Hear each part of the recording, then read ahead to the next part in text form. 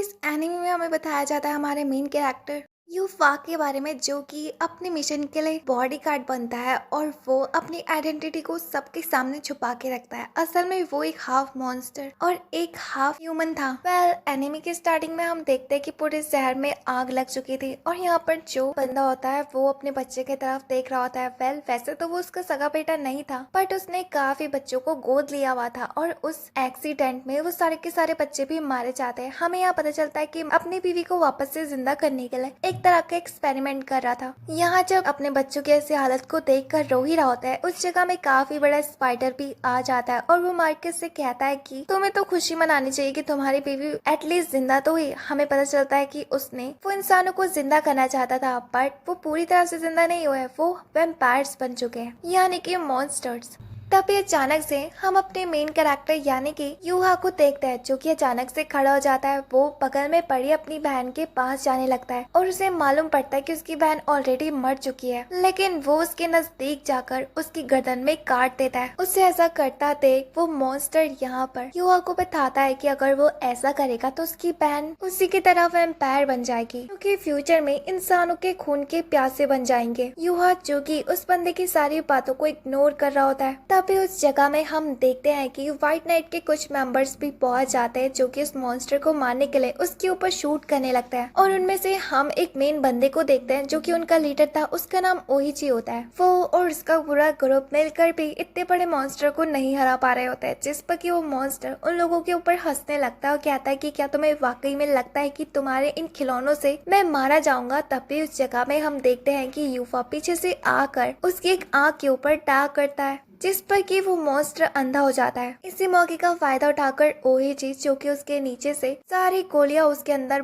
भर देता है और वो मॉन्स्टर वहां पर मारा जाता है। उसके मरने के बाद ओहिची की जान में जान आती है, बट वो यहाँ पर जब यूफा को नोटिस करता है कि वो अपनी बहन के पास है और उसने अपनी बहन को भी अपनी तरह एक मॉन्स्टर बना चुका है, बट वो यहाँ पर अपनी बहन की सारी मेमोरीज को मिटा रहा है कि मैं भी एक वैम्पायर बन चुका है, और उसके दिमाग से इस तरह का डर हमेशा हमेशा के लिए निकल जाए। और इसके बाद वो यहाँ पर उसकी बहन का नाम रोजा होता है। वो ओहिची से कहता है कि प्लीज मेरी बहन को बख्श दो। हमें यहाँ ओहिची के बारे में बताया जाता है कि वो एक तरह की सीक्रेट एजेंसी से आता है जो कि मॉन्स्टर्स को मार देते हैं, लेकिन यहाँ पर यूफो उससे कहता है कि प्लीज अगर तुम मुझे और मेरी बहन को जाने दोगे तो मैं हमेशा तुम्हारे साथ काम करने के लिए तैयार जाऊंगा। मैं अपने जैसे मॉन्स्टर्स को मारने में तुम्हारी मदद करूंगा। और रही बात मेरी बहन की, मैं तुमसे वादा करता हूँ कि फ्यूचर में किसी के लिए भी कोई भी खतरा नहीं बन पाएगी, क्योंकि मैं उसके दिमाग से हर तरह की मेमोरीज को हमेशा हमेशा के लिए मिटा दूंगा। उसकी बातों पर ओहिची एग्री हो जाता है, ये कहते हुए कि वो उन दोनों को रख सकते हैं जब तक कि वो दोनों उनके लिए खतरा ना बन जाए। पर तुम जानते हो ना, अगर तुम ऐसा करोगे तो तुम्हारी बहन तुम्हारे बारे में हमेशा हमेशा के लिए भूल जाएगी। वो तुम्हें फ्यूचर में शायद कभी पहचान भी ना पाए। लेकिन यूफा कहता है कि उसकी जान से बढ़कर उसके लिए कुछ भी मायने नहीं रखता। हम कुछ सालों बाद का सीन देखते हैं, जहाँ पर कि हम यूफा को देखते हैं जिसने की ओहिची के ग्रुप को ज्वाइन कर चुका था और अब वो यहाँ पर नोबल्स के घर में एक एसोसिएशन के ग्रुप के साथ लड़ रहा होता है। वो अपनी पावर से उन सारे एसोसिएशन को टक्कर की फाइट दे रहा था, लेकिन उनमें से जो एक बंदा होता है जिसकी पूरी बॉडी में व्हाइट कलर के बैंडेजेस बने होते हैं, उसके साथ यूफा बराबरी का मुकाबला कर रहा होता है। लेकिन देखते ही देखते वो बंदा यूफा के ऊपर भारी पड़ने वाला होता है, और जैसे ही वो यूफा के ऊपर टैग करता है, ओहिची सही टाइमिंग में आकर उसे बचा लेता है। वो यहाँ पर उस बंदे से कुछ उगलाना चाहते थे, लेकिन वो बंदा वहाँ पे उन्हें चकमा देकर खिड़की के रास्ते भाग जाता है। ओहिची यूफा को रोक देता है और उसे बताता है कि जिस मिशन के लिए वो यहाँ पर आए थे वो फेल हो चुका है, यानी कि इन एसोसिएशन ने मिलकर उस नोबल बंदे को मार चुका है ऑलरेडी। हमारे पास बस एक रास्ता बचा है उसकी बेटी का। यहाँ पर वो उस नोबल की बेटी का नाम मिलेन उसे बताता है। वो यूफा से ये भी कहता है कि उसका अगला मिशन उसका बॉडीगार्ड बनना है और वहाँ जाकर जानकारी को हासिल करना। उन लोगों को सख्त इस टाइम पर एक तरह की बॉडीगार्ड की जरूरत है जो कि मिलेन को अपने अंडर ट्रेनिंग दे सके और उसकी प्रोटेक्शन कर सके। मुझे लगता है कि तुम इस मिशन के लिए लायक हो। अगले दिन हम यूफा को देखते हैं जो कि ट्रेन में बैठा होता है। वो इंसानों के तौर तरीके के बारे में पढ़ रहा होता है जो कि सुपर पावर्स का यूज कर सकते हैं, यानी कि बोले तो मैजिकल पावर्स मॉन्स्टर्स को खत्म करने वाली। और वहाँ उसे इसी के बारे में उस लड़की को भी ट्रेन कराना है, जो कि पहली लड़की है उनकी नोबल फैमिली में जिसे पावर यूज करना नहीं आता। फाइनली वो सिटी में पहुंच भी जाता है, जहाँ पर कि वो उस महल के सामने आकर खड़ा हो जाता है। उस कास्टल्स की मेड उसका काफी अच्छा वेलकम करती है और उसे अंदर ले जाती है और उसे बताती है कि जैसा कि तुम्हें मालूम है, तुम्हें सिर्फ 3 साल के लिए मिलन का बॉडीगार्ड बन के रहना होगा। इससे पहले वो उसे कुछ और बताती। दूसरी तरफ मिलन, जो की बालकोनी में खड़ी हो रही थी, वो वहाँ पर आसमान को देख रही होती है। उसे देखकर उसकी मेड काफी ज्यादा घबरा जाती है। अपनी मेड को चिल्लाता हुआ देखकर जब मिलन नीचे देखती है तो वहाँ पर वो यूफा को भी देखती है। उसे देखकर वो काफी ज्यादा नर्वस हो जाती है, जिस वजह से वो अब छत से नीचे गिरने वाली थी और इससे पहले कि वो नीचे गिर के मर जाते, यूफा उससे बचा लेता है। इसके बाद यूफा यहाँ पे अपने आप से मिलन को इंट्रोड्यूस कराता है, लेकिन मिलन, जो कि उसके लुक्स को देखकर काफी ज्यादा अट्रैक्ट हो चुकी थी। इसके बाद उसकी मेड यहाँ पर मिलन को बताती है कि उसकी क्लास का टाइम हो चुका है, लेकिन मिलन नहीं जाना चाहती थी क्योंकि उसकी साथ की लड़कियां उससे चिढ़ाती थी, जिस पर यूफा उससे कहता है कि मैं तुमसे वादा करता हूँ, मैं तुम्हारा ख्याल रखूंगा। अब वो अपने अकेडमी में पहुंच जाती है, जहाँ सबके सब स्टूडेंट्स अपनी सुपर पावर्स की प्रैक्टिस कर रहे होते हैं। तभी उस जगह में हम देखते हैं कि मिलन के साथ पढ़ने वाली लड़की, उसका नाम नर्वा होता है, वो भी उस जगह में आ जाती है। वो उससे कहती है कि आज वो फिर से लेट आई है। इसके बाद वो यहाँ पर यूफा के बारे में उससे पूछती है, तो यहाँ पर मिलन उसे बताती है कि वो मेरा पर्सनल बॉडीगार्ड है। अब जिसे देखकर नर्वा वहाँ पर मिलन की बेइज्जती करने लगती है, ये कहते हुए कि वो वाकई में इतनी ज्यादा स्ट्रांग नहीं है कि वो अपनी प्रोटेक्शन खुद से कर सके और उसे एक बॉडीगार्ड का हेल्प लेना पड़ रहा है। इसके बाद वो यहाँ पर यह भी बताती है कि हम 4 नोबल फैमिलीज में से आते हैं, इवन कि तुम्हारी फैमिली भी नोबल फैमिली में काफी ऊंचे दर्जे में आती है। कितनी अफसोस की बात है ना कि तुम्हारे अंदर क्या वाकई में तुम्हारी फैमिली का खून है भी या फिर नहीं। मेरा मतलब है कि एटलीस्ट 7 साल की एज के बाद तो सभी को उनकी पावर्स मिल जाती है, आखिर तुम्हारे पास तुम्हारी पावर्स क्यों नहीं है। इसके बाद वो उसे अपने साथ ट्रेनिंग के लिए बुलाती है। दूसरी तरफ हमें बताया जाता है कि असल में ये इंसान बाकी नॉर्मल इंसान के अकॉर्डिंग काफी ज्यादा अलग है, क्योंकि इनके अंदर बचपन में ही उनकी सुपर पावर्स आ जाती है, यानी कि मैजिक वाली पावर्स। यहाँ पर मिलन अपनी नॉर्मल सी स्वाड लेकर, दूसरी तरफ नर्वा, जो कि अपनी मैजिक का यूज करते हुए मिलन के सारे अटैक्स को ब्लॉक कर रही थी और एक काफी बड़े अटैक की वजह से मिलन की स्वाड भी टूट जाती है और वो दूर जाकर गिरती है। यूफा उसे फाइट करता हुआ देखकर अपने मन में सोचता है कि वैसे मिलन का टैलेंट बुरा तो नहीं है, बट बिना मैजिक के वो इस लोगों के सामने कुछ भी नहीं है। यहाँ दूसरी तरफ नर्वा एक बार फिर से मिलन की बेइज्जती करने लगते हैं, ये कहते हुए कि वो तो हमारी सिटी के एलाइट ग्रुप को कभी भी ज्वाइन नहीं कर पाएगी अगर वो ऐसी रही हमेशा। तो यहाँ वो बाकी लड़कियों के साथ मिलन के ऊपर हंसने लगती है और उसके जले में और भी नमक छिड़कने के लिए वो यहाँ पर उसकी कजिन को उसके सामने लेकर आ जाती है, ये कहते हुए कि वो तो उससे भी कम है एज में, इससे पहले ही वो इतनी ज्यादा स्ट्रॉन्ग बन चुकी है, इवन कि आने वाले टाइम पर तो वो एलाइट ग्रुप को ज्वाइन भी करने वाली है। यहाँ तुम्हें देखो, तुम्हें उससे कुछ सीखना चाहिए। उसकी बातों को सुनकर मिलन उस जगह से रोते रोते चले जाती है। यूफा इन सारी चीजों को नोटिस कर रहा होता है। वो अपने दिमाग में सोच रहा होता है कि आखिर मिलन ने इतने पावरफुल एलाइट ग्रुप को चुना है क्यों, जब वो इतनी ज्यादा कमजोर है। तो रात के टाइम पर हम यहाँ पर यूफा को देखते हैं, जो कि अपने ग्रुप के लिए मैसेज लिख रहा होता है, ये कहते हुए कि उसका प्लान बिल्कुल फेल हो चुका है, अब वो प्लान बी को अंजाम देने जा रहा है। यानी कि आज पूरे दिन भर मिलन को नोटिस करने के बाद उसे मालूम चला है कि मिलन उस नोबल बंदे के सगी बेटी तो है ही नहीं, शायद वो अडॉप्टेड होगी या फिर उसके फादर के अफेयर के वजह से। और वैसे भी मुझे नहीं लगता कि इतने दिन रोज रोज की बुली होने से तो अच्छा है कि मैं ही उसे खत्म कर दूं। यहाँ वो मिलन को मारने के लिए जैसे उसके कमरे में पहुंचता है तो मिलन उस जगह में मौजूद ही नहीं। इसके बाद यूफा उसे पूरी सिटी में ढूंढने लगता है, जहाँ पर कि वो उसे एक जगह में दिखाई देती है। वो कुछ मॉन्स्टर्स के साथ फाइट कर रही होती है, क्योंकि उन मॉन्स्टर्स ने उसे घेर चुका था चारों तरफ से। यूफा इन मॉन्स्टर्स को देखकर काफी ज्यादा हैरान हो जाता है कि आखिर अचानक से इनकी तादाद सिटी में कैसे बढ़ गई। वो यहाँ पर मिलन की मदद के लिए आगे नहीं जाता, क्योंकि उसे अभी भी कहीं ना कहीं एहसास हो रहा था कि वो खुद से अपनी पावर को एक्टिवेट कर सकती है।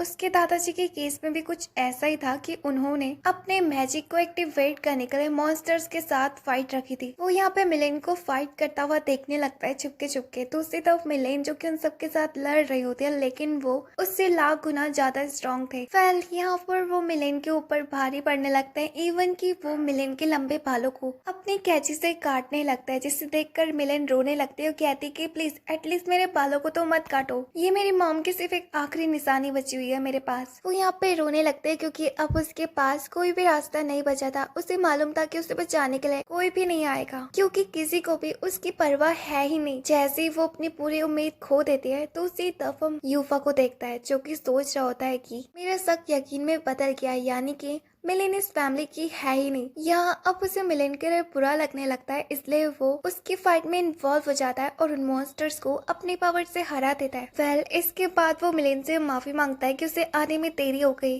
वो उसे खड़े होने के लिए अपना हाथ देता है, लेकिन मिलेन बिना उसकी मदद के खड़े होती है। उससे कहती है कि उसे नहीं लगा था कोई उसे बचाने के लिए आएगा। अब उसको देख कर रूफा उसका हाथ पकड़ता और कहता है कि अगर पूरी दुनिया तुम्हें सपोर्ट करने से मना कर देगी, मैं हमेशा तुम्हारे पीछे खड़ा रहूंगा, और अगर बचाने के लिए फ्यूचर में मुझे अपनी जान भी देनी पड़ेगी तो मैं तैयार हूँ। उसकी बातों पर मिलेन रोने लगती है और कहती कि इस चीज का कोई भी फायदा नहीं है, कोई मुझे एक्सेप्ट नहीं करने वाला, क्योंकि मैं और जितनी पावरफुल हुई नहीं, और वैसे भी हर टाइम तो तुम मुझे नहीं बचा पाओगे ना। जिस पे कि यूफो उससे कहता है कि ठीक है, अगर तुम वाकई में अपनी मैजिक को एक्टिवेट करना चाहती हो तो मैं तुम्हारी मदद करूंगा, लेकिन उसमें एक तरह का रिस्क है। अगर तुम इस काम में फेल हो गई तो तुम्हारी जान भी जा सकती है। जिस पर कि मिलेन अपनी जान को दाव पे लगाने के लिए तैयार हो जाती है, अपना पूरा बेस्ट देने के लिए। उसकी इतनी उम्मीद को देखकर यूफो उसके हाथों पर किस करता है, उससे कहता है कि मेरे होते हुए शायद कभी ऐसी नौबत आएगी नहीं। कुछ देर बाद हम यहाँ पर मिलेन को उसकी मेट्स के सामने देखते हैं, जहाँ पर कि वो उसे अपनी पावर्स दिखा रही होती है। वो बहुत ज्यादा खुश थे कि उसकी पावर्स फाइनली एक्टिवेट हो चुकी है, जिस पर कि उसकी मेट्स उसे कॉन्ग्रेचुलेट करते हैं। वो सबके सब साथ में सेलिब्रेट करने लगता है। दूर खड़ा यूफा भी इन सारी चीजों को नोटिस कर रहा होता है, और वो अपने मन में सोचता है कि इस बारे में उसे जितना हो चुके मिलेन के दादाजी और अपने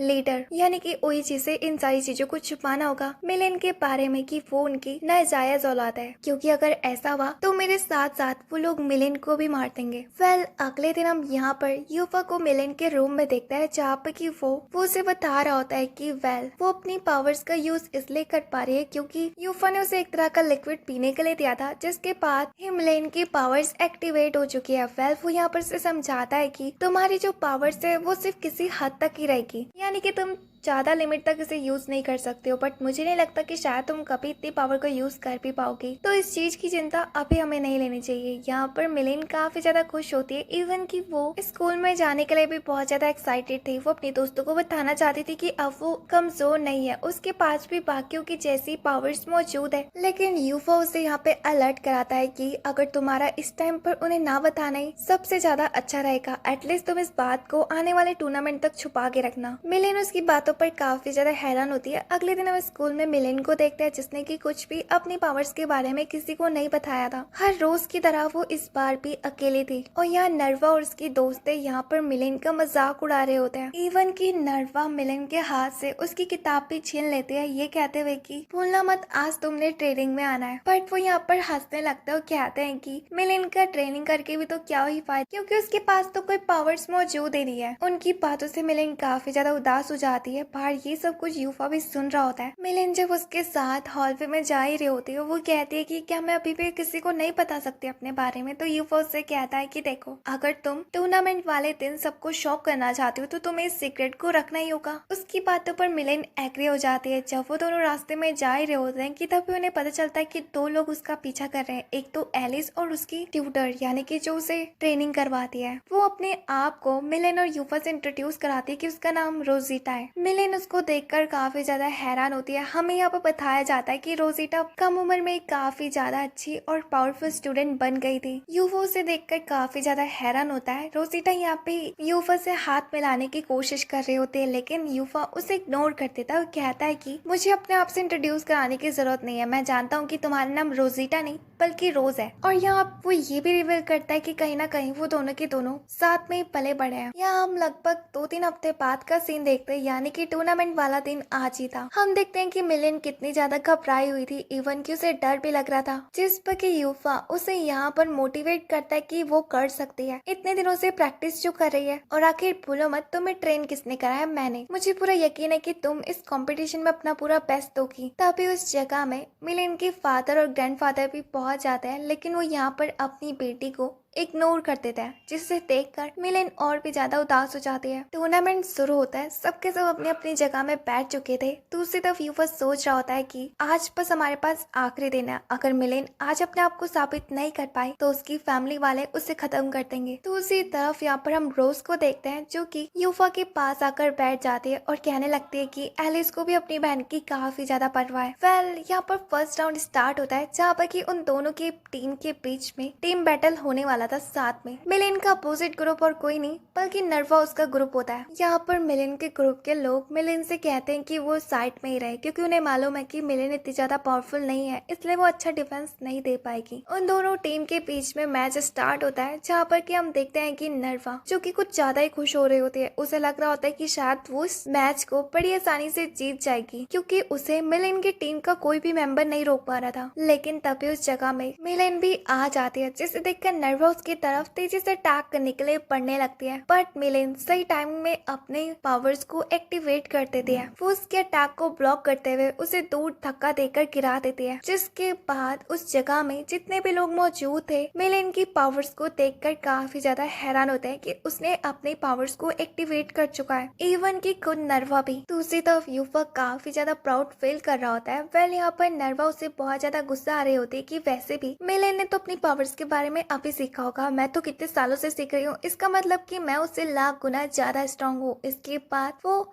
मिलिन के ऊपर अटैक करने के लिए एक बार फिर से आगे बढ़ती है, लेकिन हम देखते हैं कि मिलिन लात मारकर उसे एक बार फिर से नीचे गिरा देती है, जिस पर कि मिलिन अपने पावरफुल वेपन्स की सारी पावर्स को एक्टिवेट करने लगते हैं, जिसे देखकर मिलिन कहती है कि भले मेरे पास उससे ज्यादा पावरफुल स्वॉर्ड मौजूद नहीं है, लेकिन वो उससे ज्यादा स्ट्रॉन्ग है। यहाँ मिलिन फाइट के दौरान उसकी आंखों में मिट्टी डाल देती है और उसे अंधा कर देती है, और सही मौके का फायदा उठाकर उसके ऊपर अटैक करती है, जिस पर कि नर्वा दूर जाकर गिरती है। उससे बहुत ज्यादा गुस्सा आ रही थी कि वो आखिर मिलिन से कैसे हार सकती है, वो किसी दूसरे बंदे से हार सकती है, बट मिलिन एक ऐसी लड़की जिसकी पावर्स हाल ही में एक्टिवेट हुई है। वेल, इसके बाद वो अपनी पूरी पावर्स को एक ही साथ यूज करने के लिए मिलिन के ऊपर तैयार कर रही होती है। वो उसके ऊपर एक काफी बड़ा अटैक करती है, जिस पर कि आसपास धुआं धुआं फैल जाता है उस मिट्टी के वजह से। जैसे ही उस जगह में मिट्टी साफ होती है, हम देखते हैं कि नर्वा के अटैक में कितना बड़ा गड्ढा हो चुका है जमीन में। उसे लग रहा होता है कि शायद अब तो मिलिन हार जीत चुकी होगी, क्योंकि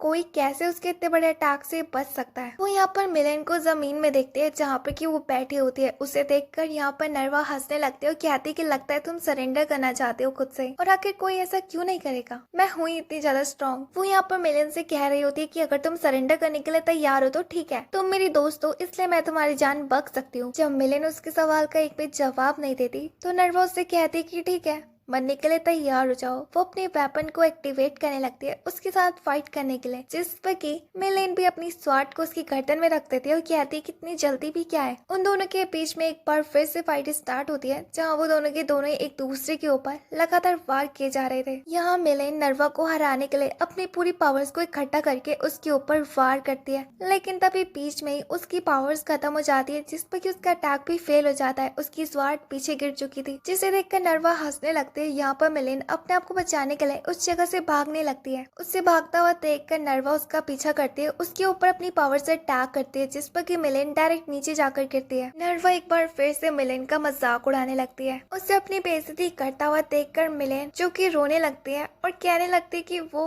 उसकी पहली वाली दोस्त हो ही नहीं सकती। उसकी बातों को सुनकर नर्वा को पुरानी बात याद आती है। जब वो पहली बार इस अकेडमी में आई थी तो सबके सब लड़कियां उसे मिलिन से दूर रहने के लिए कहती है, क्योंकि वो सबसे ज्यादा कमजोर थी अकेडमी में। जिसे देखकर नर्वा मिलिन के पास आती है, उससे कहती है कि मैं तुम्हारी दोस्त बनने के लिए तैयार हूँ, भले ही बाकी लोग तुम्हें एक्सेप्ट करे या फिर नहीं, मैं तुम्हारी दोस्त हमेशा रहूंगी। उस बातों को याद करते हुए नर्वा उससे कहती कि उसकी दोस्त हमेशा से उससे कमजोर थी, आज वो उससे ज्यादा पावरफुल नहीं हो सकती। लेकिन मिलन उससे कहती कि ये चीज तो कब की हो चुकी है। इसके बाद वो उसी पावर को यूज करने लगते हैं जो पावर लास्ट टाइम यूफा ने मिलन को उन मॉन्स्टर से बचाने के लिए करा था, और उस फैंटम ब्लेड के अटैक से नर्वा उस जगह में हार जाती है। इसके बाद उस जगह में नर्वा के ग्रुप के लोग भी मिलन को रोकने के लिए पहुंच जाते हैं, लेकिन सही टाइमिंग में उस जगह में मिलन के टीममेट भी पहुंच कर उससे कहते हैं कि जाकर तुम उनके पेस को तबाह करो, तब तक हम इसे संभालते हैं। और होता भी यही है, उनकी टीम उस मैच को जीत जाती है। जिसके बाद मिलन काफी ज्यादा खुश होती है। वो यूफा की तरफ भाग भाग के जाने लगती है उसे इन सारी चीजों के बारे में बताने के लिए, जिस पर कि यूफा उसे देखकर अपनी गोदी में उठा लेता है और कहता है कि देखा तुमने फाइनली कर दिखाया। और इसके बाद वो उसे वहाँ पे कॉन्ग्रेचुलेट भी करता है। तभी उस जगह में मिलन के ग्रैंडफादर उस जगह से गुजर रहे होते हैं, जिसे देखकर मिलन अपने फादर को अपनी विक्ट्री के बारे में बताती है, लेकिन उसके फादर उसे इग्नोर करके जाने लगते हैं और इवन कि उससे कहते हैं कि अगर वो सच में स्थापित करना चाहती है तो वो फाइनल राउंड में जीत के दिखाए। अपनी फादर की इन बातों पर मिलन काफी ज्यादा डिमोटिवेट हो जाती है, क्योंकि उसके फादर ने एक भी बार उसे आज के मैच के लिए कॉन्ग्रेचुलेट नहीं करा। यहाँ वो यूफा की बाजू को पकड़ के रोने लगती है, जिस पर कि यूफा उससे कहता है कि कोई नहीं, इसे समझो कि तुम्हारे ये अपनी फैमिली वालों को स्थापित करने का पहला कदम है। तभी उस जगह में नर्वा भी भागते भागते आ जाती है, जो कि आते ही उसे वहाँ पर उसकी किताब लौटा देती है, जो कि लास्ट टाइम उसने उससे बिना पूछे ले ली थी। इवन कि वो उसे उस जगह में सॉरी कहते हुए चले जाती है। अगले राउंड शुरू होता है, जहाँ पर कि मिलन और उसके ग्रुप का मुकाबला एलिस और उसके ग्रुप के साथ था, लेकिन एलिस और उसका ग्रुप एक ही सेकंड में उनके पेस को तबाह करके उस राउंड को जीत जाते हैं। जब उनके स्कूल का बैटल खत्म होता है तो वहाँ पे हेडमास्टर आकर सारे स्टूडेंट्स को बताती है कि अब उनके फाइट दूसरे स्कूल के साथ होगी, और जो इस मैच को जीत जाएगा उस लड़की को मून गॉडेस का टाइटल मिलेगा। लेकिन तुम सब में से सिर्फ और सिर्फ कुछ ही लड़कियां इस टूर्नामेंट के लिए सिलेक्ट होगी हमारे स्कूल में से। और जब बोर्ड में से उन दोनों के नाम चेक किए जाते हैं तो वो एलिस और मेलिना होता है। वेल इसके बाद हेडमास्टर उन्हें ये भी बताती है कि इन दोनों में से एक ही लड़की को सिलेक्ट किया जाएगा जो कि आज के ट्रायल में पास होगी। वेल इसके बाद वो आज के ट्रायल के रूल्स के बारे में बताने लगती है कि इन दोनों की टीम में से जो सबसे ज्यादा इन स्टोन्स को ढूंढेगा वो जीत जाएंगे राउंड को। वो उन दोनों को चूज करने के लिए कहती है अपने अपने पार्टनर्स। यहाँ पर मिलन जब लड़कियों की तरफ देखती है तो वो काफी ज्यादा हैरान होती है, क्योंकि वो सबके सब लड़कियां उसे अजीब तरीके से घूर रही होती है। इवन की उनमें से कोई भी मिलन की टीम को नहीं ज्वाइन करना चाहता था, जिसे देखकर मिलन को काफी ज्यादा बुरा लगता है कि ना ही उसके पूरे स्कूल में कोई दोस्त है और ना ही उनमें से कोई उसे पसंद करता है। तभी दूसरी तरफ उन लड़कियों में से नर्वा अपना हाथ खड़ा करती है मिलन की टीम को ज्वाइन करने के लिए, जिसे देखकर दूसरी लड़की भी अपना हाथ खड़ा करती है। उसका नाम शेनफा होता है और वो दोनों के दोनों मिलन के ग्रुप को ज्वाइन कर लेते हैं। शेनफा मिलन से कहते हैं कि मैं अपनी तरफ से पूरी कोशिश करूंगी, और दूसरी तरफ नर्वा उससे कहते हैं कि मैं तुम्हारी मदद इसलिए कर रही हूँ क्योंकि तुम मेरी दोस्त हो। फिर इसके बाद हेडमास्टर उन्हें बताते कि कल उन दोनों के बीच में मुकाबला होगा। इसके बाद सारे के सारे स्टूडेंट्स उस जगह से जाने लगते हैं जहाँ पर कि मिलन काफी ज्यादा उदास थी। वो यूफा के पास आती है, वो उसे बताती है कि सारी लड़कियों को यही लगता है कि मेरा नाम जरूर जानबूझ के चूज किया गया है क्योंकि मैं इतनी ज्यादा कमजोर हूँ। उन्हें लगता है कि ये सब कुछ मेरे पापा के रेफरेंस के वजह से हुआ है। यूफा उससे हिम्मत दिलाता है और कहता है कि भले ही बाकी लोगों को यही लग रहा हो, लेकिन मेरी नजर में मैंने खुद देखा है कि तुमने कितनी मेहनत से प्रैक्टिस करी है, और इवन कि तुमने तो आज के मैच में काफी अच्छा बेस्ट दिया था अपनी तरफ से। वेल शाम के टाइम पर हम मिलन को देखते हैं जो कि नर्वा के साथ प्रैक्टिस कर रही होती है, जहाँ नर्वा अपना पावरफुल वाला अटैक यहाँ पर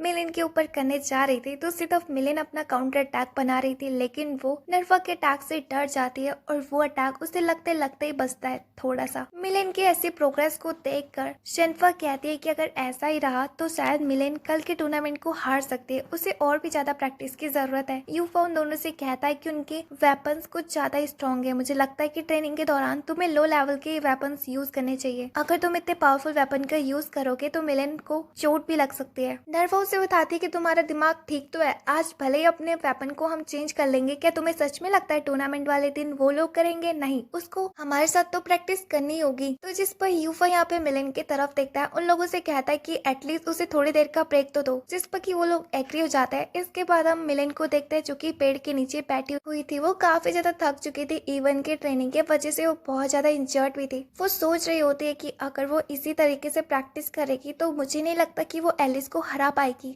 रात के टाइम हम मिलन की मेड को देखते हैं जो कि चोरी छुप के उस जगह से जा रही होती है। तभी युवा बीच में आकर उसे रोक देता और कहता है कि इतनी जल्दी भी क्या है भागने की, जरा मुझसे बात तो करो। इसके बाद उस मेड के पास से कांच का टुकड़ा गिरता है। असल में वो कांच का टुकड़ा उसी बोर्ड में से था जिसमें कि उस मेड ने मिलन का नाम एलिस के साथ जोड़ा था। तभी वो नोटिस करती है कि उस जगह में एलिस, रोजा और मिलन भी पहले से मौजूद है। वो उसे देखकर काफी ज्यादा हैरान होता है और उससे पूछती है कि आखिर उसने ऐसा क्यों करा। तो वो मेड बताती है कि वो मिलन और एलिस के बीच में फाइट रुकवाकर सबको ये जताना चाहते थे कि एलिस ही सबसे अच्छी चॉइस रहेगी उनकी फैमिली के लिए, क्योंकि मिलन तो कितनी ज्यादा कमजोर है और अगर कल के राउंड में मिलन उसके साथ हार जाएगी तो मिलन को मौका भी नहीं मिलेगा फैमिली को आगे संभालने का। वो उससे कहती है कि ये सब कुछ सिर्फ और सिर्फ उन्होंने उसकी फैमिली की भलाई के लिए करा है। उसकी बातों का उन लोगों को काफी ज्यादा असर होता है, लेकिन इस चीज का कोई भी फायदा नहीं था क्योंकि उन दोनों के बीच में फाइट तो होने ही वाली है। इसलिए उन लोगों को तैयारी तो करनी होगी। रात के टाइम पर यूफो मिलन को बताता है कि उसने उस मेड को सजा तो दे चुकी है, दूसरी तरफ अब उसे अपना पूरा बेस्ट देना होगा टूर्नामेंट में, भले ही उसका सामना उसकी बहन के साथ भी क्यों ना हो रहा हो। वेल, जब वो मिलन के रूम से बाहर जा ही रहा होता है कि तभी उसे अपने आसपास किसी तरह की एनर्जी महसूस होती है। जब वो उस एनर्जी का पीछा करते करते बाहर पहुंचता है तो वहाँ पर एक बंदा मौजूद होता है जो कि उसी के यहाँ का था और उसे एक तरह का मैसेज देने के लिए आया होता है। यूफा यहाँ पे नोटिस करता है कि वो बंदा बोल नहीं सकता है, इसलिए वो लिखकर उसे बता रहा होता है। वो यहाँ पे यूफा को बताता है कि जिस काम के लिए वो यहाँ पर आया है वो काम कर भी नहीं रहा है ढंग से। इवन कि उसने तो व्हाइट नाइट के ग्रुप में अपनी गलत इन्फॉर्मेशन सेंड करी है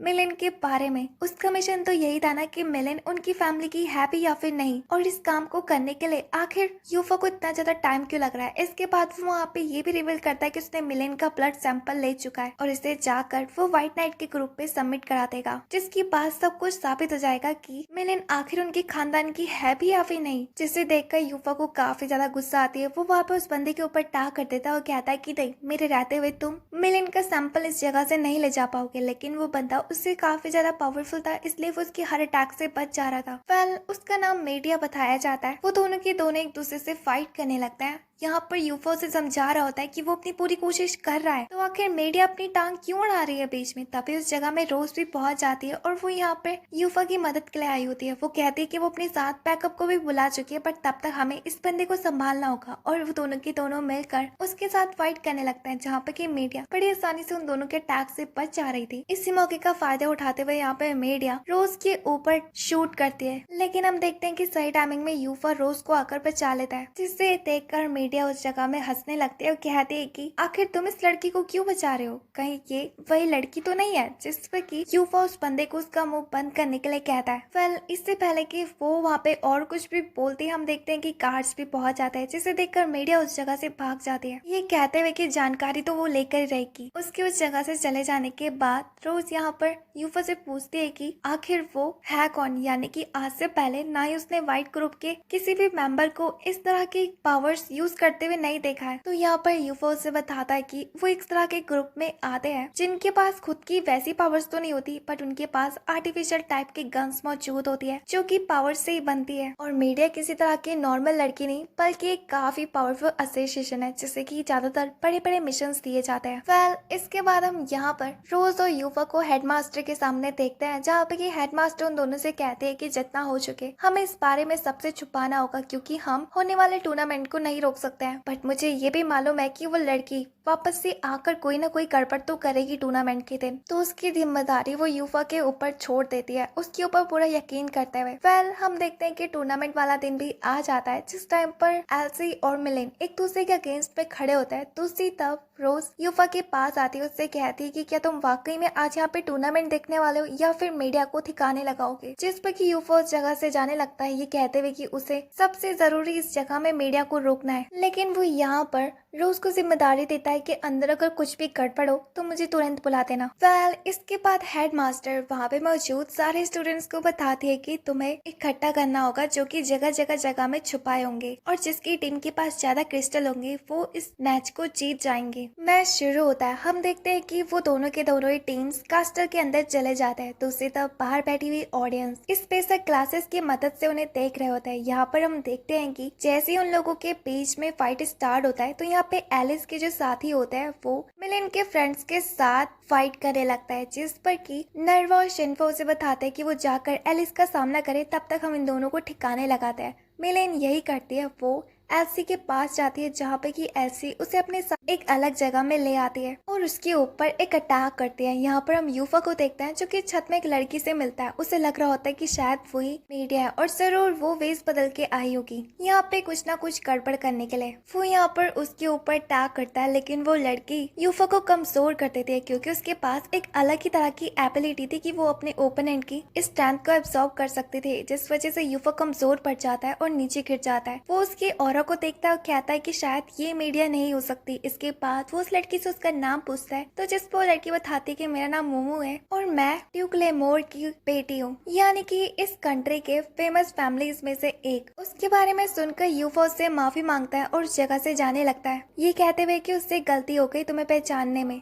यहाँ दूसरी तरफ एल्सी और मिलेन एक दूसरे के दरमियान में फाइट कर रहे होते हैं, जहाँ फाइट के बीच में मिलेन एल्सी से पूछती है कि शायद वो कुछ कहना चाहती है। वो फाइट के दौरान इतना चुप क्यों है, जिस पर एल्सी उससे कहती है कि मैं जानती हूँ तुम मुझे शुरू से अवॉइड कर रहे थे और तुम नहीं चाहती थी कि मेरा मुकाबला कभी तुम्हारे साथ हो, और होगा भी क्यों नहीं, तुम इतनी ज्यादा कमजोर जो। वेल चाहती तो मैं भी थी कि मैं अपनी बहन के साथ फाइट ना करूँ क्योंकि मेरे वजह से तुम इंजर्ड हो जाओगी, लेकिन अब हम दोनों का फ्यूचर हमारे हाथों में ही मौजूद है। यहाँ वो मिलेन को भटकाते हुए उसके ऊपर एक अटैक करती है, जिस पर कि मिलेन दूर जाकर गिरती है। ऐसे उसे ये भी बताती है कि उसने मिलेन को हमेशा अपनी बहन की तरह ही देखा है। वो नहीं चाहती थी कभी कि मिलेन की फीलिंग्स हर्ट हो उसके वजह से, बट वो कुछ कर भी नहीं सकती उसे हराने के अलावा। इसके बाद जैसे वो मिलेन के ऊपर अटैक करने वाली होती है, हम देखते हैं कि मिलेन उसके अटैक को ब्लॉक कर देती है और कहती है कि ठीक है मैं तुम्हारे इस चैलेंज को एक्सेप्ट करती हूँ, जिस पर कि ऐसे उससे माफी मांगती है, ये कहते हुए कि शायद वो कभी उससे अच्छे से लड़ ही नहीं पाएगी। इसके बाद वो अपनी पूरी पावर का यूज करते हुए जैसे मिलेन के ऊपर अटैक करती है, मिलेन भी अपनी न्यू टेक्निक से उसकी स्वार्ड को तोड़ देती है, जिससे देखकर ऐसी का मुंह खुला का खुला ही रह जाता है और वो काफी ज्यादा शॉक होती है। यहाँ पर मिलेन उसके ऊपर लगातार काउंटर अटैक्स करती है अपनी लातों से और उसे बताती है कि कभी भी अपने ओपोनेंट से लड़ते टाइम बात नहीं करनी चाहिए ज्यादा, और खास करके तो अपने ओपोनेंट को कभी भी कमजोर नहीं समझना चाहिए। इसके बाद वो उसकी पकड़ में अपनी स्वार्ड को घोंप देती है और वो यहाँ ये भी कहती है कि माना कि तुम मेरी बहन हो और भले इस टाइम पर मैं तुमसे ज्यादा पावरफुल हूँ, लेकिन तुम हमेशा मेरी नजरों में मिलने एक बहन ही रहोगी, ना कि कोई ओपोनेंट। इसके बाद वो दोनों की दोनों एक दूसरे के गले लगकर वहाँ पर रोने लगते हैं। उस जगह में नर्वा भी पहुंच जाती है जो कि उन दोनों को देख रही होती है। वो मिलेन की फाइट देखकर उससे कहती है कि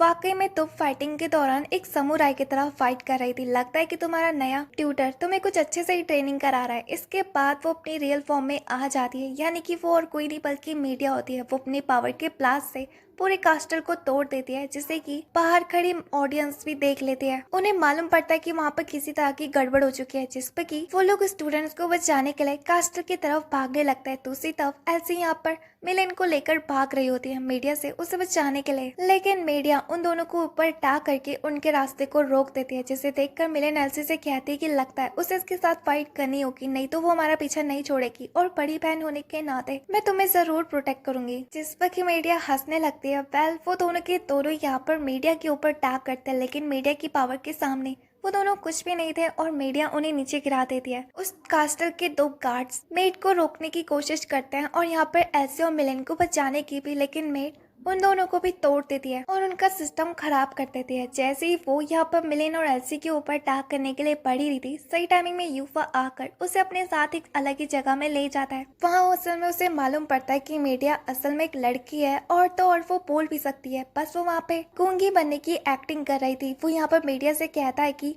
जो भी चीजें आज तुमने करी है उसकी सजा तो तुम्हें मिलकर ही रहेगी। इसके बाद वो उसे एक तरह का लेटर भी पकड़ाता है और उससे कहता है कि वो ओइची को इसको पहुंचा दे, जिस पे कि मीडिया एग्री हो जाती है। यहाँ हम बाहर का सीन देखते हैं जहाँ पर कि मिलेन की टीम को विनर घोषित कर दिया जाता है। इसके बाद हम देखते हैं कि उनके एकेडमी के हेडमास्टर उस इंसिडेंट को ऐसे छुपाती है जैसे कि वो कभी हुआ ही नहीं था। इन सारी चीजों से यूफा काफी ज्यादा हैरान था। अब हम कुछ दिनों बाद का सीन देखते हैं जहाँ पे कि रोज के फादर उससे मिलने के लिए एकेडमी में आए होते हैं, क्योंकि उनकी एकेडमी शंगा सिटी में अपनी ट्रिप के लिए जाने वाले हैं। उसके फादर का नाम ब्लॉसम होता है। वो जब उन सब से अपने आप को इंट्रोड्यूस करा ही रहा होता है तो वो वहाँ पे यूफा को देखकर काफी ज्यादा हैरान होता है, जिस पर कि यूफा उसका रीजन पूछता है तो वो बंदा बताता है कि उसे लगता है कि शायद हम दोनों पहले कभी मिल चुके हैं, और यूफा को देखकर उसे किसी बंदे की याद आती है। वेल वो उस कॉन्वर्सेशन को वहीं पर ही काट देता है, ये कहते हुए कि वो बंदा तो काफी सालों पहले ही मार चुका था। जब वो लोग उस बंदे के बारे में पूछते हैं तो ब्लॉसम उन सबको बताता है कि आज से लगभग 12 साल पहले हमारी सिटी पूरी आग में जल चुकी थी। एक एक्सपेरिमेंट की वजह से एक तरह के बड़े मॉन्स्टर ने जन्म लिया था, जिसके बाद आधे से ज्यादा लोग भी मॉन्स्टर में बदल चुके थे। वह जैसे कैसे करके वो मॉन्स्टर तो मारा जा चुका, बट उस फाइट के दौरान मैंने अपने काफी अपनों को खोया है, ये कहकर वो उस जगह से जाने लगता है। और यूफा, जिसे कि सब कुछ याद था कि असल में वहाँ पर होया क्या था। उसकी बातों को सुनने के बाद हम देखते हैं कि यूफा का पूरा मूड ही चेंज चुका था। जब यहाँ पे लंच के टाइम पे सारी की सारी लड़कियां यूफा के बारे में बातें कर रहे होते हैं, तो यहाँ पर मिलन को उसको परवाह होने लगती है और वो उससे मिलने के लिए जाने लगती है, जहाँ रास्ते में उसे मीडिया भी दिखाई देती है, जिसे देखकर वो काफी ज्यादा हैरान होती है। वो उससे पूछती है कि आखिर वो यहाँ पे कर क्या रही है, तो मीडिया उसे बताती है कि लास्ट टाइम उसने जो भी करा था उसके लिए वो यहाँ पे माफी मांगती है। उसे ये भी बताती है कि उसके हेडमास्टर ने मुझे यहाँ पे एक तरह के मिशन के लिए भेजा है। जब वो उसे ये सारी बातें बता ही रही होती है, हम देखते हैं कि मिलन को अपने दिमाग में एक तरह की वॉइस सुनाई दे रही थी। उस आवाज को सिर्फ और सिर्फ वही सुन पा रही थी, और मीडिया जब इसका रीजन पूछती है तो मिलन काफी ज्यादा हैरान होती है कि आखिर उस आवाज को सिर्फ वो ही कैसे सुन सकती है, ये आवाज मीडिया को क्यों नहीं सुनाई दे रही। तभी उस जगह में काफी तेज तेज से बच्चे चिल्लाने लगता है। जब वो दोनों की दोनों हॉल में पहुंचते हैं तो वहाँ पर काफी लोगों की भीड़ लगी हुई थी।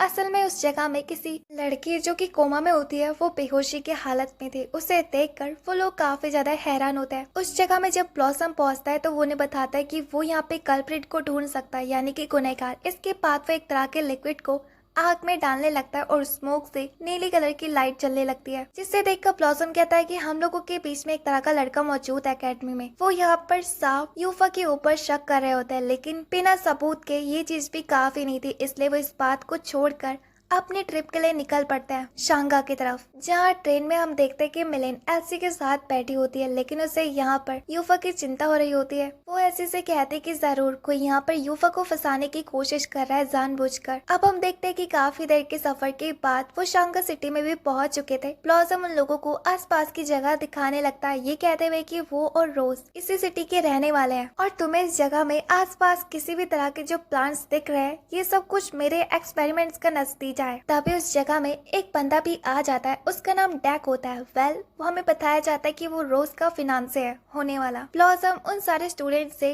डैक को इंट्रोड्यूस कराता है, लेकिन यहाँ पर जो टैक होता है वो उन लोगों को बताता है कि उनके स्कूल के कुछ स्टूडेंट्स की हालत काफी ज्यादा खराब है। इसके बाद जब वो उस जगह में पहुंचते तो काफी ज्यादा भीड़ लगी हुई थी। अंदर पहुंचने पर हम देखते हैं कि मिलन नोटिस करती है वो लोग और कोई नहीं, उनमें से एक एल्सी होती है और दूसरी रोज। जहाँ जमीन में चारों तरफ खून ही खून बिखरा होता है, मिलन अपनी बहन की तरफ जाकर उसे उठाने की कोशिश करती है, तो उसे मालूम पड़ता है कि वो जिंदा तो है बट इस टाइम पर बेहोशी की हालत में है। दूसरी तरफ रोज, जिसकी सांसें चलना बंद हो चुका था, उसके फादर को लग रहा होता है कि शायद वो मारी जा चुकी है, इसलिए वो वहाँ पे रोने लगता है। वो अपनी बेटी की डेड बॉडी को उस जगह से ले जाने लगता है। यहाँ पर टैक उसके फादर को बताता है कि मुझे मालूम है रोज का हत्यारा और कोई नहीं बल्कि यूफा।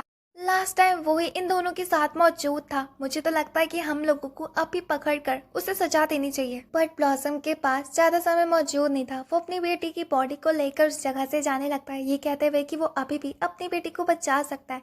उस जगह में शनपा आकर ब्लॉसम से कहते है कि अंकल प्लीज, मैं शायद कुछ मदद कर सकती हूँ रोज की, लेकिन ब्लॉसम उसे साइड कर देता है, ये कहते हुए कि वो तो सिर्फ एक स्टूडेंट है, और वो यहाँ पर शनफा की बातों को इग्नोर करते हुए उस जगह से चले जाता है। अगले सीन में हम एल्सी को देखते हैं, जिसे कि मिलेन ने लिटाया होता है बिस्तरे में। वो उसके होश में आने का इंतजार कर रही होती है। तभी उस जगह में मीडिया आकर उसे बुला रही होती है कि लोग उसे बुला रहे हैं, जिसपे कि मिलेन वहाँ से जाने के लिए तैयार नहीं होती, एल्सी को अकेला छोड़ के। इसके बाद वो एल्सी के पास से उसकी स्वार्ड पकड़ लेती है और कहती है कि अभी मुझे इसकी सबसे ज्यादा जरूरत है, तो मैं तुमसे इसे उधार में ले रही हूँ। तभी उस जगह में शनफा भी पहुंच जाती है। वो मिलन को बताती कि हमें इस जगह से भागना होगा, जितना हो सके इस जगह से जल्द भाग जाओ, क्योंकि किसी ने ब्लॉसम के ऊपर अटैक करा है और उसकी बेटी यानी कि रोजा को लेकर वो गुनहगार भाग चुका है। सब लोगों को यहाँ पर सिर्फ और सिर्फ यूफा के ऊपर ही शक है, क्योंकि उस जगह में सिर्फ और सिर्फ ब्लू कलर का ऑरा ही दिखाई दिया है। इसका मतलब कि अब हेडमास्टर चाह कर भी यूफा को नहीं बचा सकती, और जैसा कि तुम भी यूफा के क्लोज थी तो वो लोग तुम्हारे ऊपर भी शक करेंगे और तुम्हारी जान भी खतरे में है। वो लोग दरवाजे में पहुंच जाते हैं, जिस पर कि शनफा दरवाजे दरवाजों को बंद करते हुए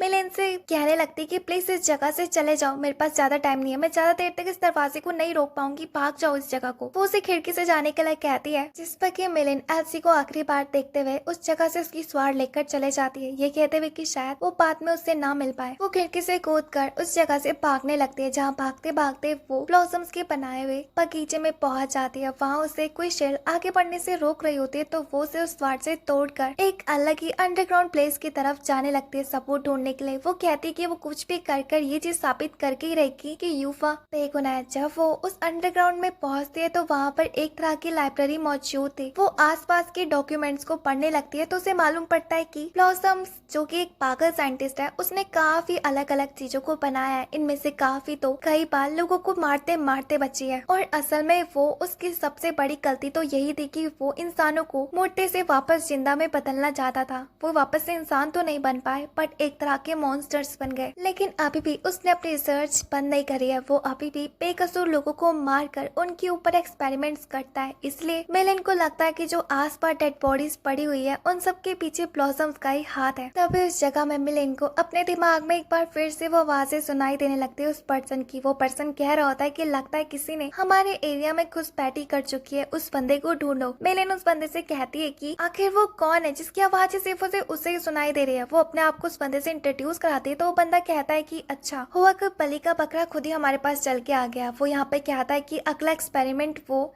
मिलेन की बॉडी के साथ करेगा। तभी उस जगह में मिलेन रोज को भी नोटिस करती है, जो कि अब एक तरह हाफ वैम्पायर में बदल चुकी थी। वो बंदा रोज को मिलेन के ऊपर टैग करने के लिए कह रहा होता है, उसे भी अपने जैसा बनाने के लिए। मिलेन जो कि रोज को माना भी नहीं चाहती थी बट वो कुछ भी नहीं कर सकती थी क्योंकि वो अब वैम्पायर में बदल चुकी थी और वो अपने होशो हवास में भी नहीं थी। मिलेन अपनी स्वार लेकर अपने आप को बचाने की कोशिश कर रही होती है, लेकिन वो किसी चीज से टकराने की वजह से जमीन में गिर जाते हैं। इससे पहले कि रोज मार देते, यूफा सही टाइमिंग में आकर उसे रोक लेता है। वो रोज के साथ फाइट करने के लिए खुद भी वैम्पायर फॉर्म में ट्रांसफॉर्म हो जाता है। वो रोज को याद दिलाने की कोशिश करता है कि अभी भी वो पूरे मॉन्स्टर में नहीं बदली है, वो अपनी बॉडी के ऊपर कंट्रोल ला सकती है। याद करो अपने 7 साल पुराने दोस्तों को, अपने फैमिली मेंबर्स को, उनके लिए तो तुम्हें ट्रांसफॉर्म होना ही होगा। अपने अंदर उस बंदे को हावी मत होने दो। लेकिन रोज उस जगह से भाग जाती है सही मौका देखकर। दूसरी तरफ वो बंदा यहाँ पर यूफा से कहता है कि वो चाह कर भी उसे नहीं रोक पाएगा। क्या उसे वाकई में लगता है कि वो उसने जो 12 साल पहले करा था वो एक बार फिर से उसे दोहरा सकता है? बिल्कुल भी नहीं, इस बार वो ऐसा कुछ नहीं होने देगा। वेल, उन दोनों की उस जगह से जाने के बाद यहाँ पर मिलेन यूफा से सवाल करती कि आखिर वो ऐसा क्यों दिख रहा है, क्या मैं जो देख रही हूँ वो सच है?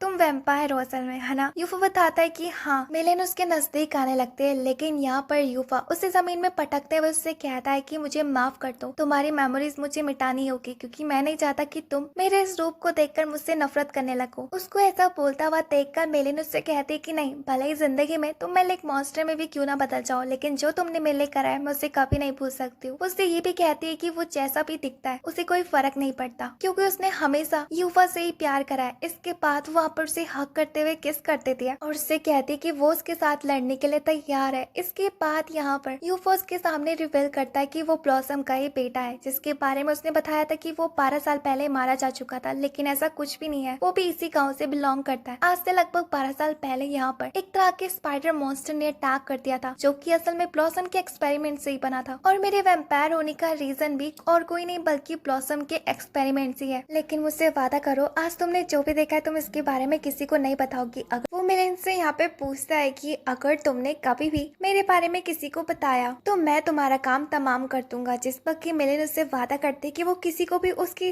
ट्रू आइडेंटिटी के बारे में नहीं बताएगी। अब जिस पर यूफो उससे कहता है कि वैसे तो वो मजाक कर रहा था, लेकिन इस टाइम पर उनका सबसे बड़ा मिशन है रोज को बचाने का। वो बंदा उसके माइंड में हावी होना चाहता है और वो आज से 12 साल पहले वाली बात को रोज को याद दिलाना चाहता है कि वो ऑलरेडी एक वैम्पायर है। और अगर ऐसा हुआ तो शायद रोज कभी भी अपनी बॉडी के ऊपर कंट्रोल नहीं कर पाएगी और शायद इस दौरान मुझे अपनी ट्रू आइडेंटिटी को सब लोगों के सामने रिवील भी करना पड़े। पर मैं वादा करता हूँ कि शायद इस तरह की नौबत कभी आएगी ही नहीं। हम दोनों मिलकर यहाँ पर ब्लॉसम और उस मॉन्स्टर को रोकना होगा। उसका नाम एक्वा है। मुझे तो ये भी लगता है कि शायद यहाँ पर रोज का फिनांसे भी मिला हुआ है ब्लॉसम के साथ। वो तीनों के तीनों मिलकर अपनी आर्मी तैयार करना चाहते हैं और अगर वो अपने मिशन में कामयाब हो जाएंगे तो जो 12 साल पहले हुआ था उस इतिहास को दोहराने से कोई भी नहीं रोक पाएगा और होएगी सिर्फ और सिर्फ बर्बादी। जिस पर की मिलन तैयार हो जाती है। यहाँ हम कुछ दिनों बाद का सीन देखते हैं जहाँ पर कि आज रोज की शादी डैक के साथ होने वाली थी। ब्लॉसम सब लोगों को बताता है कि उसकी बेटी जैसे कैसे करके बच चुकी है सही टाइमिंग में इलाज मिलने की वजह से,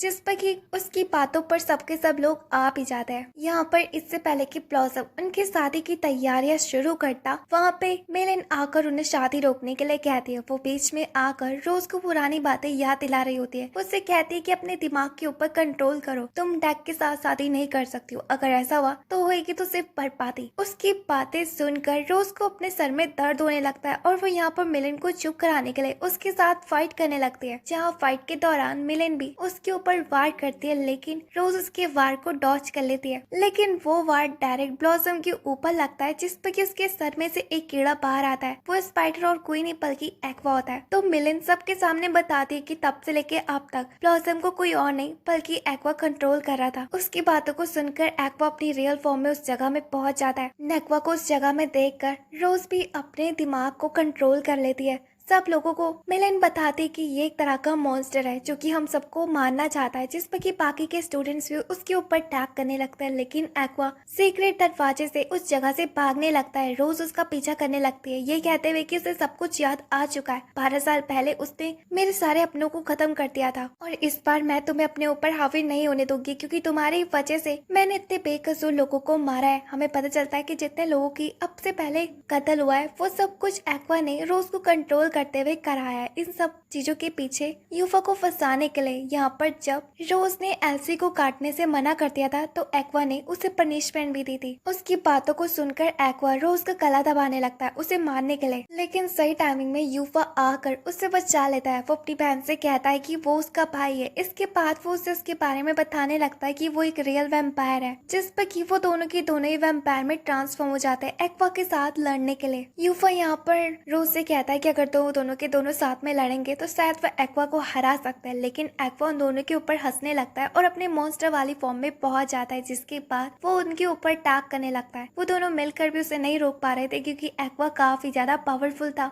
वो यहाँ पर अपना जाल बनाकर उन्हें फंसाने की कोशिश करता है, लेकिन रोज सही टाइम में आकर एक दूसरे को बचा लेता है। रोज उसके ऊपर अटैक करती है लेकिन एक्वा उससे बच जाता है। अब जिस पर कि यूफा यहाँ पर अपनी एक टेक्निक का इस्तेमाल करते हुए उसे हवा में फ्रीज कर देता है। इसी मौके का फायदा उठाकर रोज उसके ऊपर अटैक करती है, जिस पर कि एक्वा उस जगह से गायब होने लगता है, लेकिन अभी भी उन्हें एक्वा को नहीं मार पाए थे। दूसरी तरफ एक्वा चूंकि काला धुआं बनकर उस जगह से निकल पड़ता है उन लोगों को वार्निंग कर देते हुए कि वो जरूर आएगा वापस। लेकिन तभी अचानक से एक्वा उस जगह में चिल्लाने लगता है। हमें मालूम पड़ता है कि ये सब कुछ और किसी की नहीं बल्कि यूफा की चाल थी और उसकी पावर के वजह से वो मारा जा चुका है। इसके बाद रोज काफी ज्यादा खुश होती है, अपने भाई को गले लगाती है ये कहते हुए कि वो कितने दिनों बाद उससे मिल पाई है, उसे सब कुछ याद है। लेकिन यहाँ पर यूफा नहीं चाहता था कि रोज एक बार फिर से मॉन्स्टर बन के बाकी लोगों को तकलीफ दे, इसलिए वो रोज की मेमोरीज को मिटाने लगता है एक बार फिर से, क्योंकि मैंने अपने गिर्द से यही वादा करा था। रोज उसे कहते कि वो उसके पास रहना चाहती है, उसे याद करना चाहती है, लेकिन यूफा से समझाता है कि इसमें हम दोनों की भलाई है। अब जिस पे कि रोज एग्री हो जाती है। इस इंसिडेंट को लगभग काफी दिन बीत चुके थे, जिसके बाद उनकी अकेडमी में क्लासेस भी होना स्टार्ट हो चुकी थी। स्टूडेंट अपनी डेली लाइफ जैसी जिंदगी जी रहे थे और इसी दौरान यूफा में ये भी बताता है कि मिलन अब पहले के अकॉर्डिंग काफी ज्यादा पावरफुल हो चुकी है अपनी ट्रेनिंग में। यह हम कुछ दिनों बाद का सीन देखते हैं जहाँ पे कि हेडमास्टर ने सारे के सारे अकेडमी के स्टूडेंट्स को बुलाया होता है। वो कहते हैं कि हर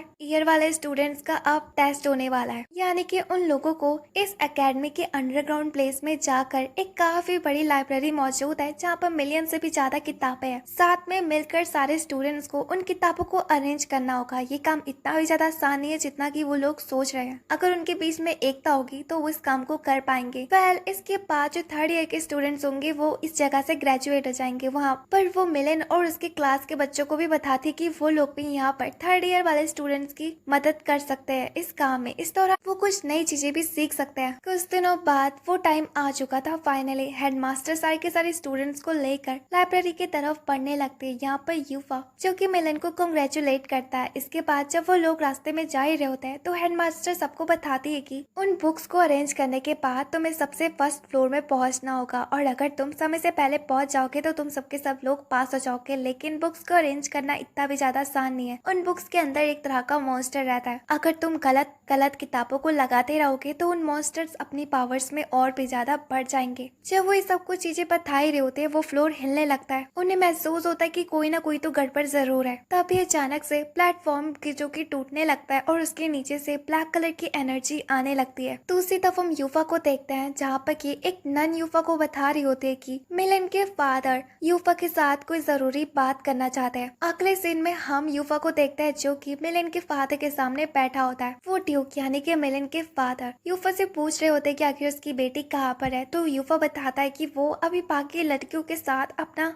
टेस्ट दे रही है। जिस पर कि ड्यूक मिलन को बताता है कि अब इस चीज का कोई भी फायदा नहीं है क्योंकि वो यहाँ पर अपनी बेटी को वापस ले जाने के लिए आया हुआ है। वो इसी साल अपनी बेटी को ले जा रहा है। उसकी बातों पर यूफा काफी ज्यादा हैरान होता है और कहता है कि अभी तो बस वो अपने फर्स्ट ईयर में ही है, अभी तो उसने काफी ज्यादा स्टडीज पूरी भी करनी है। लेकिन ड्यूक उससे कहता है कि नहीं, अब वो और भी कंट्रोवर्सी अपनी बेटी के बारे में नहीं सुन सकता है। जिस पर कि यूफा उसे बताता है कि एटलीस्ट उसे अपने आप को साबित तो करने दो, वो कर रही है अपनी कोशिश। ड्यूक कहता है कि मैंने देखा उसके फाइट के दौरान जब वो दोनों एक दूसरे से बातें कर ही रहे थे उस जगह में वही नन आ जाती है और उन लोगों को बताती है कि कुछ गड़बड़ हो चुकी है। हम जो नीचे लोग गए हैं उनके साथ कांटेक्ट नहीं कर पा रहे हैं। मुझे लगता है कि जरूर किसी तरीके की दिक्कत हो चुकी है नीचे, यानी कि सारे के सारे स्टूडेंट्स की जान खतरे में है। वो यहाँ पर ड्यूक को एक तरह का लेटर भी देती है। उस लेटर में ड्यूक के लिए धमकी लिखी होती है कि वो उसकी बेटी को खत्म करने वाला है। यहाँ दूसरी तरफ हम मिलेन और एल्सी को देखते हैं जो कि टेलीपोर्ट होकर एक जगह में पहुंच चुके थे। उन लोगों को कुछ भी समझ में नहीं आता, बट अब जैसा कि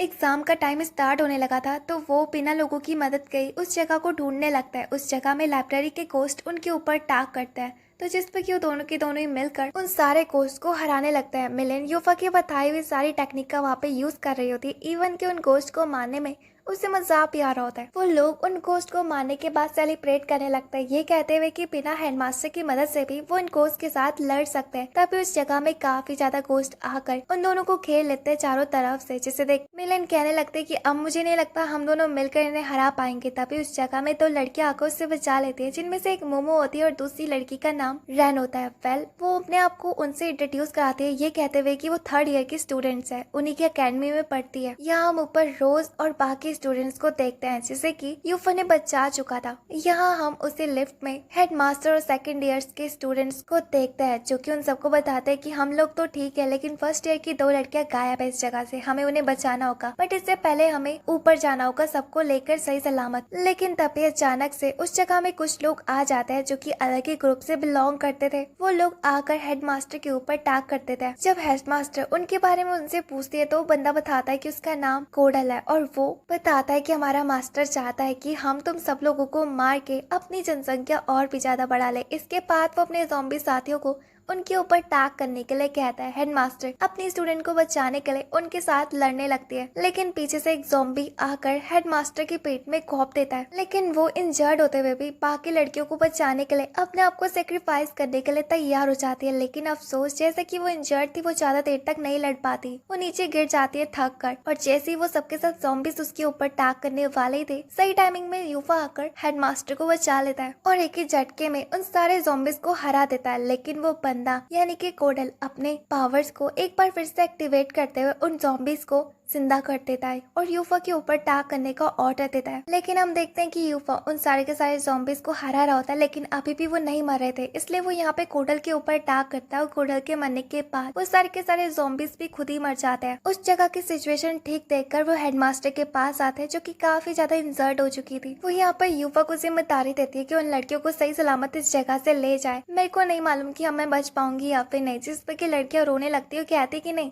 हम आपको छोड़कर नहीं जाएंगे। तो उसी तरफ हम देखते हैं कि कोडल एक बार फिर से जिंदा हो चुका था। वो यूफा से कहता है कि वो इतनी आसानी से नहीं मर सकता। इसके बाद तो वो काफी ज्यादा बड़ा और स्ट्रॉन्ग भी बन चुका था, जिससे देखकर यूफा बाकी लड़कियों को कहता है कि हम इससे नहीं लड़ सकते, इस टाइम पर सबसे ज्यादा जरूरी है तुम लोगों की सेफ्टी, इसलिए वो उन्हें इस जगह से भाग जाने के लिए कहता है एक सीक्रेट दरवाजे के मदद से। इस दौरान वो कोडल को उलझा कर रखेगा। यहाँ पे शेंटवा हेडमास्टर को उठाकर उस जगह से जाने लगती है। दूसरी तरफ हम कोडल को देखते हैं जिसने की लाइब्रेरी के सारे गोस्ट को उस जगह में समन कर चुका था, जो कि अब यूफा के साथ लड़ने लगता है। लेकिन ये भी काफी नहीं था क्योंकि अकेले मिलकर यूफा उन मॉन्स्टर्स को नहीं हरा पा रहा था और अपनी रियल फॉर्म में ना होने के बावजूद तो और भी ज्यादा। तभी उस जगह में विलियम नाम का बंदा आ जाता है जो कि अपने बैंडेजेस से बाकी के स्टूडेंट्स को ढक देता है और वो अपनी पावर से कोडल्स को भी हरा देता है। जिसके बाद यूफा विलियम से थैंक्स कहता है और बाकी की लड़कियां भी। लेकिन वो यहाँ पे विलियम को देखकर डर रहे होते हैं क्योंकि वो एक हाफ मॉन्स्टर था। तभी उस जगह में ओइची भी पहुंच जाता है। वो विलियम को देखकर काफी ज्यादा हैरान होता है। वो उसकी तारीफ भी करता है। यहाँ पर विलियम उससे कहता है कि आखिर ओइची इस जगह में क्या कर रहा है। ओइची बताता है कि उसने काफी बड़े खतरे को टाल चुका है। उसने उन लोगों को हरा चुका है जो कि मिलियन और पूरी एकेडमी की लड़कियों के ऊपर अटैक करने वाले थे।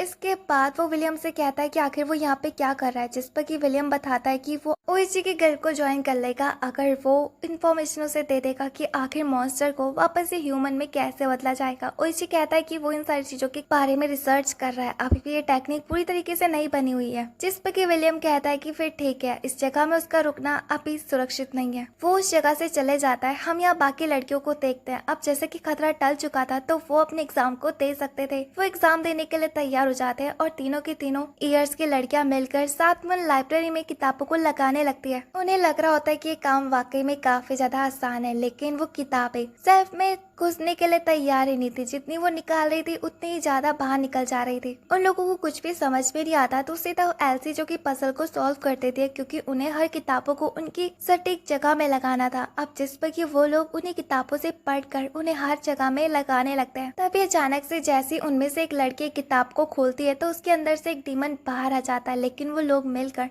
उस डीमन को मार देता है। इससे पहले कि वो उस चीज की खुशी मनाते उस जगह में सारी किताबें अपने आप खुल जाती है। उनसे अलग अलग तरह के डीमंस बाहर आने लगते हैं। लेकिन यहाँ पर मिलिन बाकी लड़कियों से कहते कि तुम इन किताबों को लगाओ, मैं तब तक इन सारे डीमंस को देख लूंगी। और उनके टीम वर्क के हेल्प से वो सबके सब लोग जल्द ही लाइब्रेरी की सारी किताबों को उनकी जगह में लगा देते हैं। जिसके बाद 4 किताबें वहाँ पे ग्लो होने लगती है, यानी कि उन लोगों ने उस टेस्ट को पास कर चुका था। जिस पर कि थर्ड ईयर के स्टूडेंट यहाँ पर उन लड़कियों को थैंक्स कहने लगते हैं, ये कहते हुए कि अगर वो नहीं होते तो शायद वो अपने टेस्ट को पास नहीं कर पाते। इसके बाद वो लोग बाहर निकलते हैं जहाँ पर कि यूफा मिलिन को कॉन्ग्रेचुलेट करता है। वहाँ पर मिलिन के फादर भी होते हैं जो कि मिलिन को एक और चांस दे देते हैं अपने आप को स्थापित करने का। उसे देखकर मिलिन काफी ज्यादा खुश थी कि इवन उसके फादर अब तो उसके ऊपर यकीन करता है। इसके बाद यूफा मिलिन के सर को सहलाने लगता है और कहता है कि देख लेना, एक बार तुम भी अपनी फादर की नाक को ऊंचा करके रखोगी। हम देखते हैं कि शहर में मिलिन के बारे में जितनी भी अफवाहें लिखी हुई थी वो सबके सब खत्म हो जाती है कि वो रॉयल फैमिली की एक खून है। इसके बाद क्लास की स्टूडेंट्स भी उसकी दोस्त बन जाती है। इवन कि अब वो उसे अच्छे से ट्रीट भी करने लगता है। कुछ दिनों बाद यहाँ पर उसके फादर यानी कि मिलिन के वो उसके पास आते हैं। उसे बताते हैं कि मैंने तुमसे एक सच छुपा के रखा। तुम्हारे अंदर मेरी जैसी पावर इसलिए नहीं थी क्योंकि तुम एक समुराई हो अपनी मॉम की तरह। वो भी एक काफी अच्छी लड़की थी। उम्मीद है कि तुम अपनी मॉम की जितना ही पावरफुल बन पाओगे। अपनी मॉम की बातों को सुनकर मिलिन उस जगह में रोने लगती है और यूफा आकर से संभालता है। इसी के साथ ये एनीमे यहीं पर ही एंड होती है। उम्मीद है कि आपको पसंद आई होगी। वीडियो को लाइक करके चैनल को सब्सक्राइब करना मत भूलना। तब तक के लिए बाय बाय।